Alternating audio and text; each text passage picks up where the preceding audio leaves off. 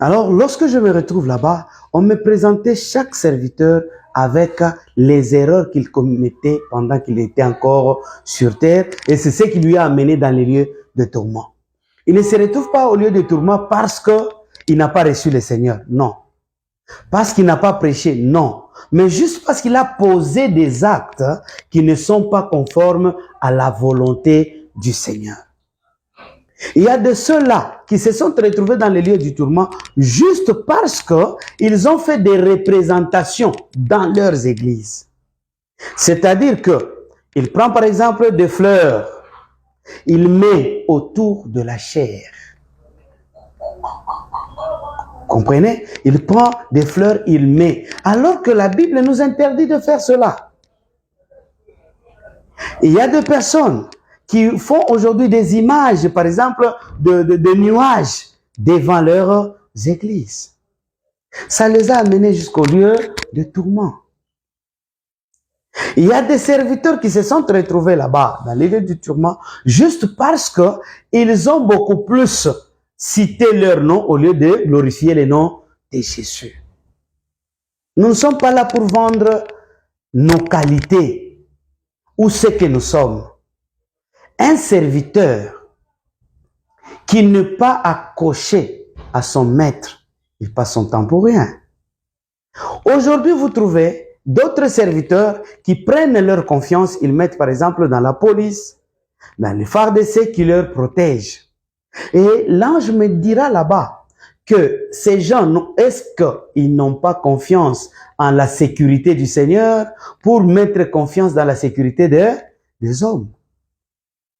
Même si tu es gardé par 50, 100 militaires, quand la mort veut venir, elle va te trouver, même sur ton lit. Alors, ce n'est pas question d'avoir la protection des gens, ce n'est pas besoin d'avoir la sécurité, je ne sais pas, des humains, mais tu dois avoir la sécurité du Seigneur. Alors, peuple de Dieu, je me suis retrouvé on m'a amené avec d'autres serviteurs de Dieu qui aujourd'hui, au lieu d'élever le nom de Jésus, d'enseigner le peuple de Dieu la parole, mais qui se focalisent uniquement sur la prophétie, sur des miracles, sur des visions, sur des ceci, au lieu de fonder l'église sur la parole de Dieu. C'est là que l'ange m'avait encore dit ceci. Voyez cet homme de Dieu, on m'a présenté un pasteur que je connaissais d'ailleurs, mais je l'ai trouvé dans les lieux de tourment.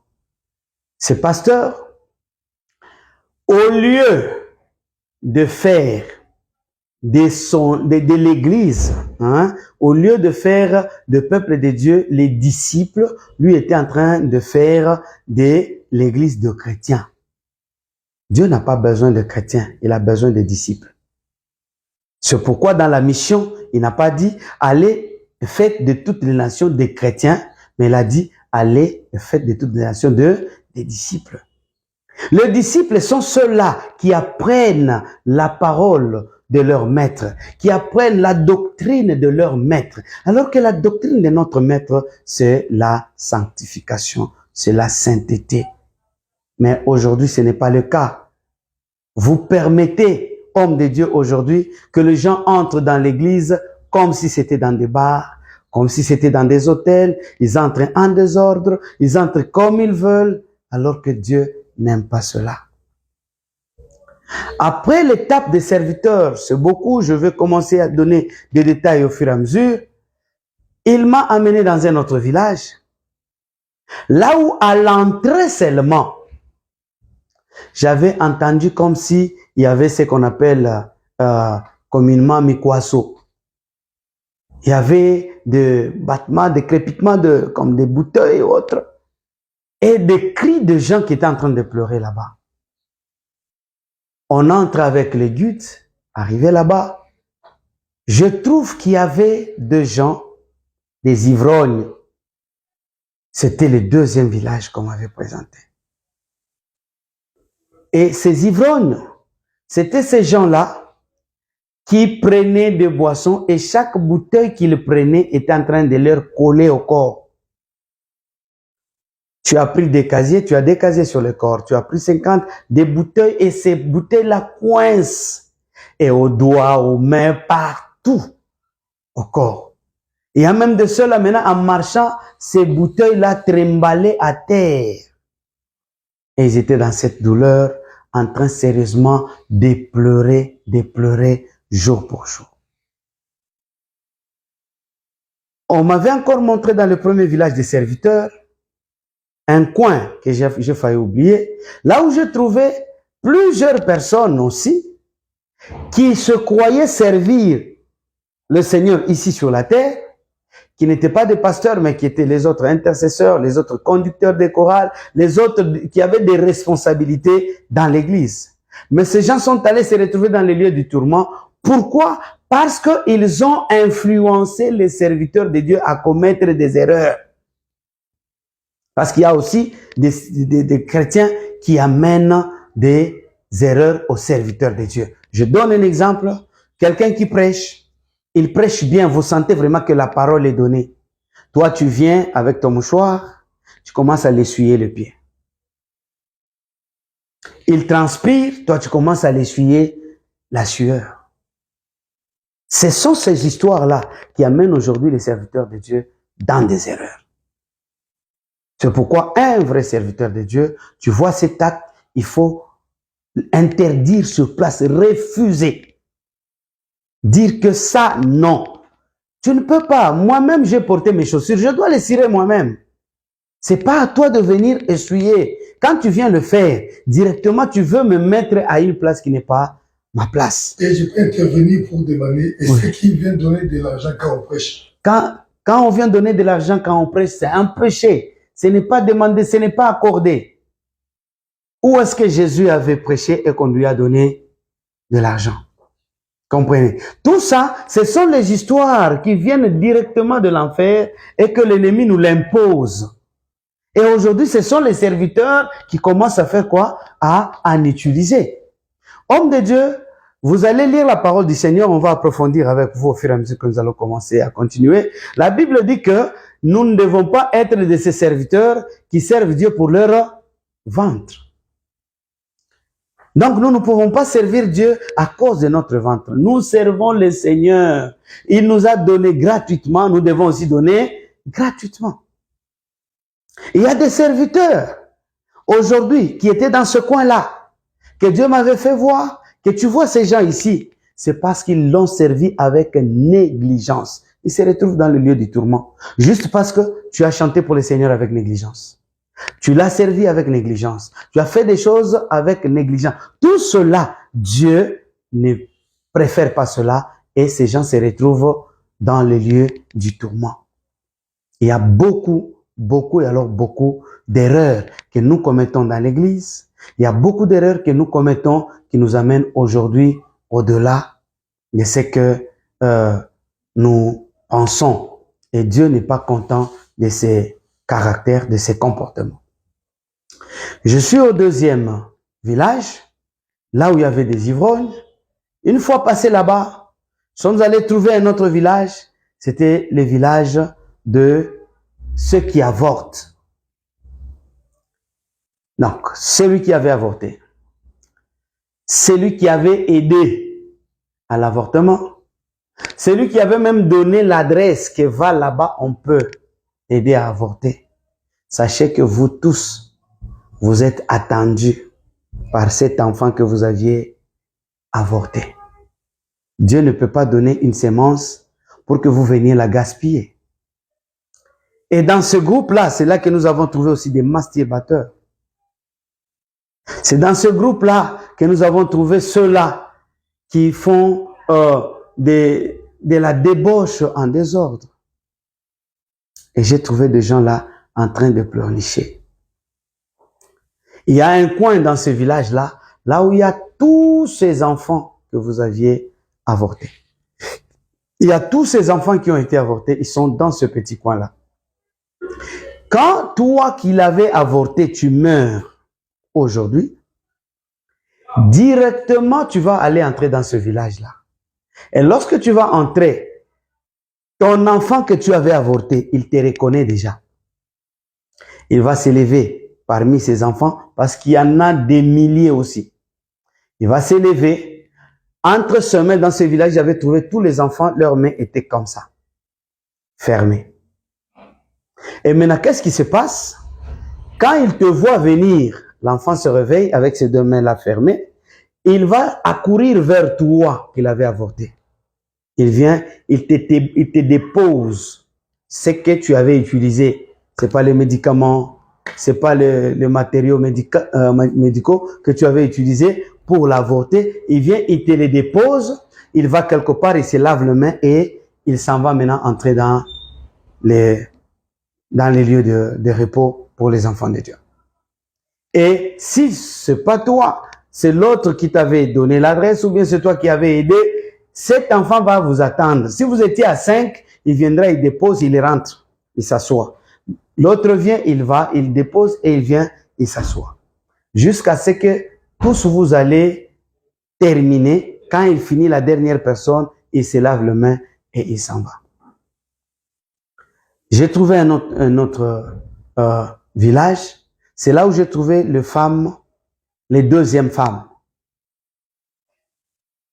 Et les deuxièmes femmes, toute deuxième femme n'héritera pas le royaume des cieux. Contrôle-toi, vérifie ta vie. Si tu as un mari d'autrui, abandonne, laisse. Parce que tu n'as pas de place. Il n'y a que les lieux de tourment qui t'attendent. Un autre village que j'avais trouvé, c'est le village des putes. Là, j'avais trouvé que tout ce village, personne n'avait des habits. Personne n'avait des habits. Et sur son corps était collé le sexe, je m'excuse, de toute personne avec qui elle avait couché. Par exemple, tu es sorti avec 30 hommes dans ta vie d'impudicité, tu as au moins 30 sexes sur toi. Tu as 50, c'est 50. Mais les gens marchent comme ça et elles sont en train de souffrir aussi dans cet état-là. Au-delà de ça, dans notre village, j'ai trouvé des voleurs. Et des voleurs, ils ont tout ce qu'ils avaient volé, en commençant par le premier jour de son vol. Tout ce qu'il avait volé est collé sur son corps.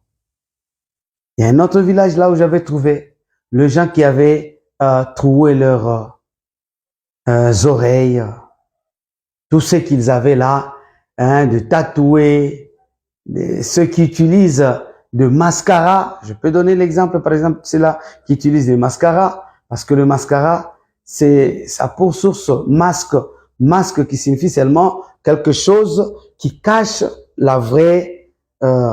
vrai visage. Et il y a des gens qui avaient ça, et leur visage, vous ne pouvez même plus le regarder, parce que toute couleur qui était passée sur son visage, vous les trouvez avec ça. Ceux qui posent de mèches et de plantes sur leur tête, les Madame Kabelo et autres là, sachez que vous n'avez pas la place. J'ai trouvé d'autres gens qui avaient des ongles plaqués. Merci Seigneur. Je retourne encore au premier village. Là où je me rappelle encore, j'avais trouvé d'autres personnes qui étaient aussi dans leur coin. Ceux-là qui avaient permis, dans leurs églises, des serviteurs, mais qui avaient permis à la femme de prendre la direction, de prendre la parole, d'être à la tête, de guider l'église. Ils étaient aussi dans les lieux de tourment. Alors, tout ce que le Seigneur me faisait voir, je les notais, je les écrivais et je les gardais parce qu'il insistait que je puisse revenir et en parler au peuple de Dieu. Nous avons évolué et là je suis allé encore trouver d'autres personnes. C'était le village où j'ai trouvé de ceux-là qui pratiquaient des fétiches, qui pratiquaient d'autres choses pour se renforcer, pour se protéger, pour ceci, pour cela. Je les avais aussi trouvés là-bas. Je rentre encore au premier village, là où je me rappelle encore de ceux-là qui ont servi le Seigneur. Je veux bien beaucoup plus tourner sur le le village des serviteurs, parce que là, vraiment, il y a beaucoup de choses à parler. Il y a de ces serviteurs qui n'ont plus confiance en la puissance du Saint-Esprit, à la gloire ou à la puissance ou l'autorité du Seigneur. Ils préfèrent aller entrer dans des loges, aller entrer dans des contacts avec des occultistes, avec des personnes comme ça, pour avoir des puissances et venir faire des spectacles. Bien aimé, ces spectacles n'ont rien à apporter. Le nom de Jésus seul est capable de changer la situation.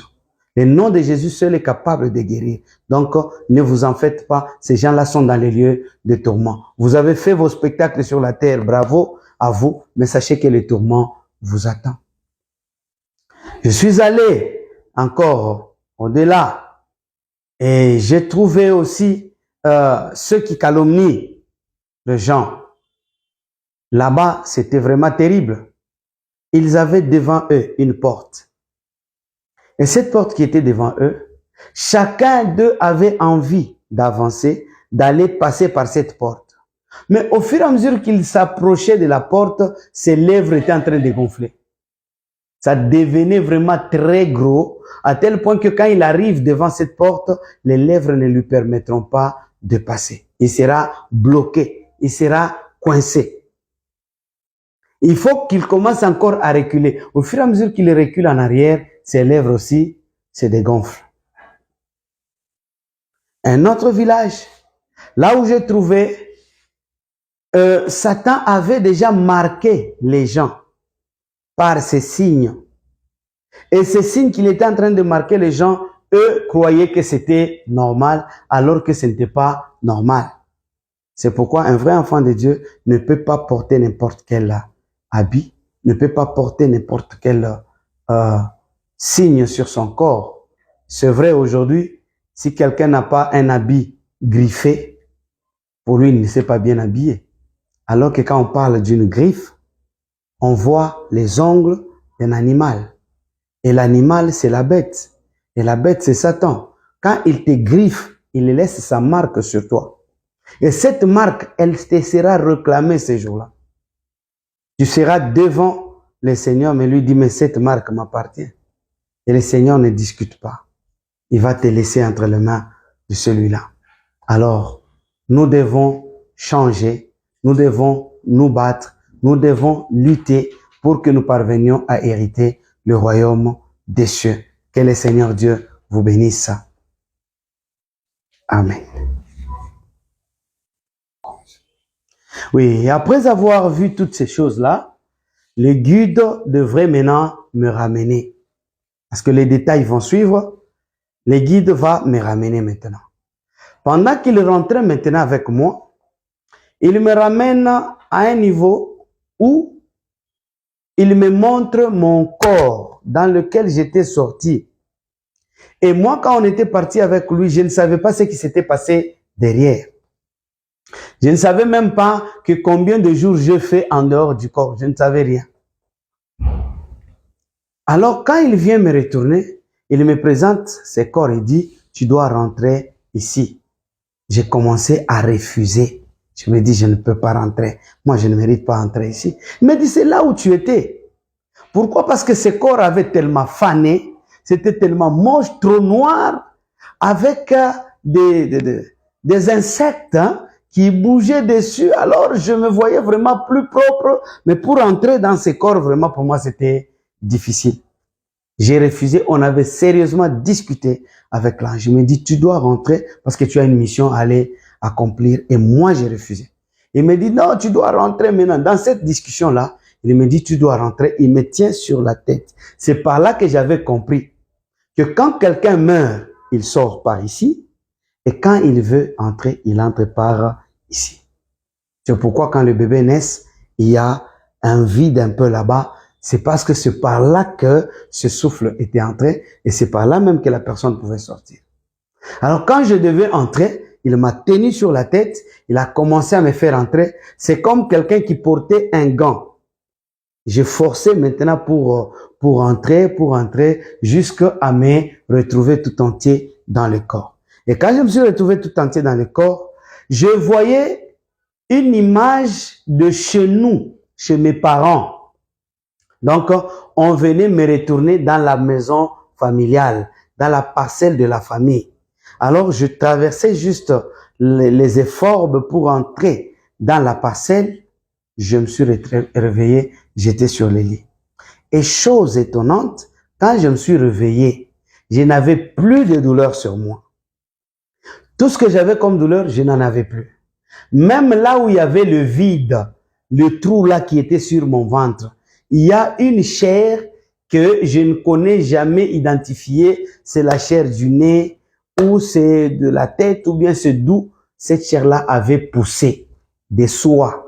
Ça a comblé ce vide-là. Et ça avait laissé juste un seul côté pour que lorsque le médecin viendra travailler, il ne puisse plus avoir des problèmes.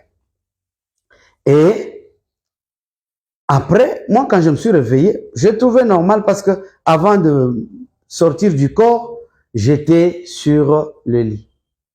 Et quand je me suis réveillé, je suis sur le lit. Bon, pour moi, c'était normal. Comme je ne sentais plus de douleur, je me suis mis à chanter. Et j'ai chanté quelques cantiques. Tenda Mujiza, Usiache Baba, Siko Ipite, Bilako Tenda Mujiza. Et j'ai chanté ces cantiques. Je me sentais vraiment dans une joie. Même l'idée là de chercher à comprendre que Pantumbo, Parikwawaji, mon ventre était ouvert, je n'en avais plus. Parce que je ne sentais plus rien. Et quelqu'un qui devait passer pour désinfecter la salle, il ouvre, il me regarde, il était rentré à une vitesse terrible. Il a pris la fuite. Maintenant, moi, je me disais, pourquoi il a fui? Qu'est-ce qu'il y a eu? Il y a quoi? Je contrôlais tout autour de moi. Peut-être que je peux voir quelque chose. Je ne voyais rien. Quelques minutes après, c'est le médecin qui entre. Il me voit. Il me dit qu'on me retourne dans le bloc opératoire. On m'a retourné là-bas. Il m'allonge. La première des choses, il dit, prions, remercions Dieu. On a prié, il a remercié Dieu. Après avoir remercié Dieu, on ne m'avait plus donné l'anesthésie de tout le corps. On a juste fait l'anesthésie locale. On a suturé. Tout ce qui ne se suturait pas était redevenu à la normale. Tout ce qui ne pouvait pas se rattacher, ça s'était rattaché sans problème. Et je me suis retrouvé dans le corps normal. On m'a pris, on m'a retourné dans la salle. Et arrivé dans la salle, le médecin m'a donné juste 15 jours d'observation. Et ces 15 jours d'observation, il y avait encore autre chose que le Seigneur avait continué à faire avec moi, à me montrer jusqu'à ce que j'étais sorti de l'hôpital. Et une fois sorti de l'hôpital, de 2012 jusqu'à aujourd'hui, je suis en forme, je vis, je continue à prêcher Jésus, je continue à exhorter les gens à marcher dans la vie de la sanctification. C'était ce que j'allais vous dire. Que Dieu vous bénisse. Oui, merci, homme de Dieu. Nous avons suivi avec beaucoup d'attention ce témoignage qui est vraiment très, très, très, très fort. Alors, j'aimerais poser certaines questions que j'ai trouvées ici pour essayer un peu d'éclairer nos frères qui nous suivent. Est-ce que vous avez l'idée, vous dites que ça s'est passé en 2012. Oui. Bon, en 2012, là, vous avez passé combien de temps dans cet état-là? Oui, merci, homme de Dieu. J'avais passé 3 jours parce que ça avait commencé le 15 et je m'étais réveillé le 18. Alors, pendant tout ce temps, qu'est-ce qui s'est passé que vous êtes entré à l'hôpital le 15, vous paraissiez décédé et puis on vous a laissé, oui. Ça paraît quand même bizarre. Oui, exactement. À l'hôpital où j'étais, jusqu'aujourd'hui où nous parlons, il n'y a jamais eu de morgue à cet hôpital-là. Si c'était, par exemple, dans un hôpital là où il y a de morgue, mon corps devait déjà être déposé à la morgue. C'est Dieu dans sa divinité parce qu'il avait un plan. Il avait un programme.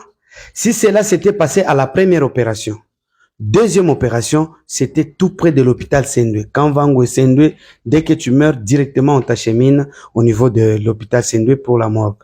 Mais là où l'événement est allé se passer, c'est à l'hôpital du docteur Delgado, au Golfe Malela. Il n'y a pas de morgue.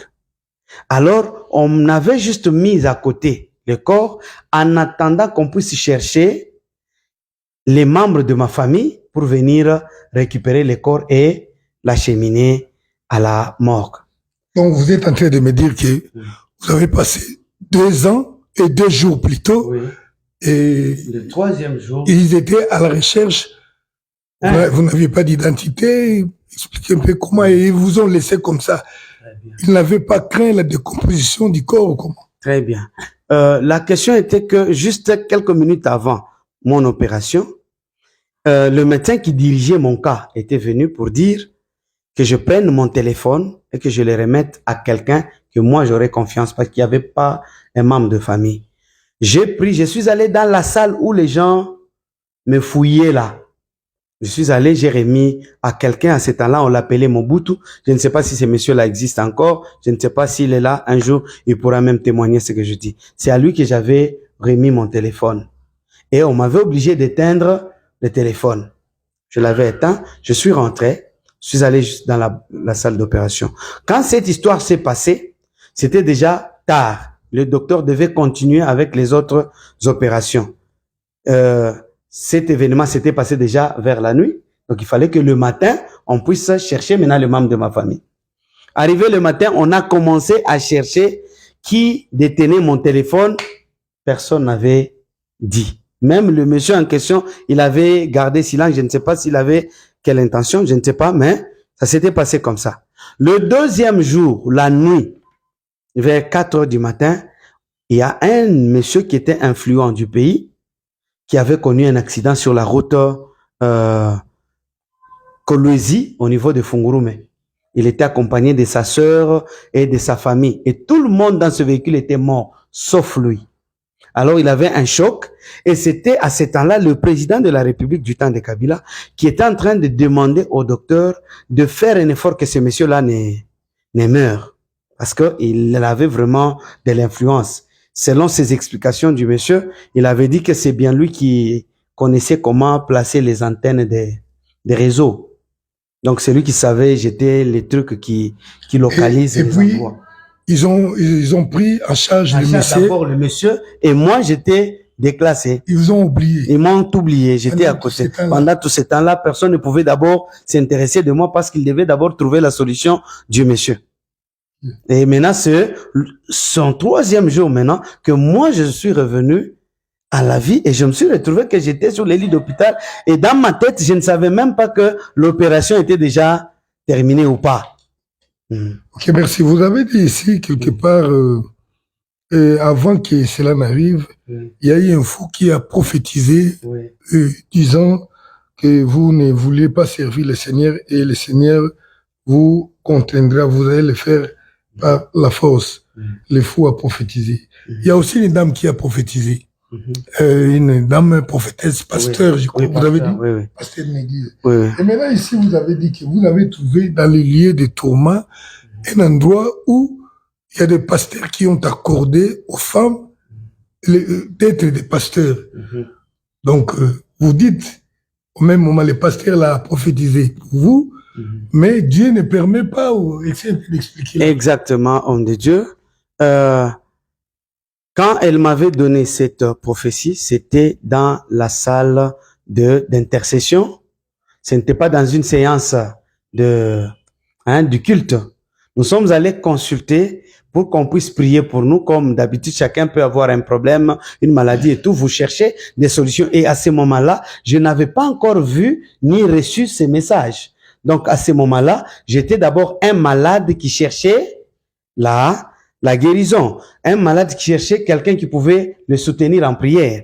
Et quand nous sommes arrivés là-bas, elle n'était pas ensemble avec nous dans la salle. Il y avait des intercesseurs qui avaient prié pour moi. Et juste après, en voulant sortir, comme c'est une connaissance, c'est quelqu'un parce que moi, chez moi, j'ai même mes jumelles qui portent le nom de ce couple-là, pastoral.